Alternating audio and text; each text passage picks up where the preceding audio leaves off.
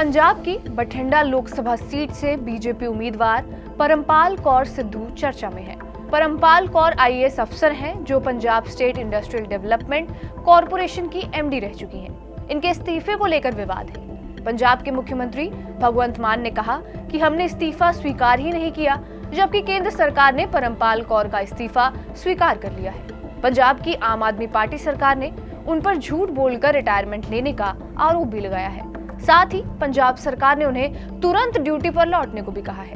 2011 batch की IAS अफसर परमपाल कौर ने पिछले महीने वीआरएस लिया था। परमपाल ने पंजाब सरकार से 3 महीने का नोटिस पीरियड माफ करने की मांग भी की थी। केंद्र सरकार ने उनका इस्तीफा मंजूर कर रिटायरमेंट दे दिया था, लेकिन पंजाब सरकार का कहना है कि परमपाल कौर का 3 महीने का नोटिस पीरियड माफ नहीं किया गया है।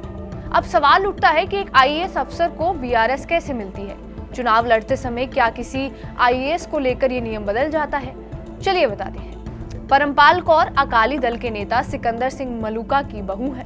उन्होंने अपनी वीआरएस एप्लीकेशन में मां की तबीयत खराब होने का दावा दिया था। पंजाब सरकार ने इस पर सवाल उठाते हुए कहा कि उन्होंने झूठ बोलकर रिटायरमेंट लिया। पंजाब सरकार ने परमपाल कौर को एक चिट्ठी भी भेजी है। इसमें लिखा है, आपने कहा था कि आपकी मां 81 साल की हैं और उनका स्वास्थ्य अच्छा नहीं रहता। बतौर आपके छोटे भाई का कई साल पहले निधन हो चुका है और मां का ख्याल रखने के लिए भारत में कोई नहीं है, इसलिए मां का ख्याल रखने के लिए बठिंडा में अपने घर पर रहने की जरूरत है। लेकिन बीते कई दिनों से आप राजनीतिक गतिविधियों में सक्रिय हैं, जो वीआरएस लेने के लिए बताए गए कारणों को झूठा साबित करता है।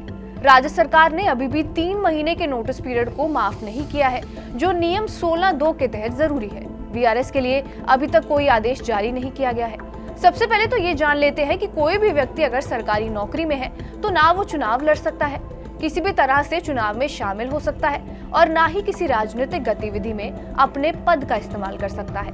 केंद्र सरकार के अफसरों और कर्मचारियों पर central civil services conduct rules 1964 के तहत चुनाव लड़ने पर रोक है। इसमें नियम 5 में ये प्रावधान किया गया है। यही नहीं, अगर किसी राजनीतिक अधिकारी के फैमिली से कोई राजनीतिक गतिविधि में शामिल होता है तो उस अफसर को इसकी जानकारी सरकार को देनी होगी। राज्य सरकार ने भी अपने कर्मचारियों के लिए इसी तरह का नियम लागू किया हुआ है। हमने आपने ये सुना है कि रिटायरमेंट की उम्र 60 साल होती है, लेकिन कुछ लोग समय से पहले भी कुछ कारणों से रिटायरमेंट लेते हैं। इसे ही वीआरएस कहते हैं। वीआरएस में कर्मचारियों को पीएम, ग्रेजुटी और कंपनी के पॉलिसी के मुताबिक वेतन मिलता है, साथ ही एक मुश्त रकम भी मिलती है। पंजाब मामले में 2 सरकारें ही आमने सामने नहीं हैं, बल्कि 2 पार्टियां भी एक दूसरे के आमने सामने हैं। पंजाब में आम आदमी पार्टी की सरकार है और केंद्र में बीजेपी की सरकार।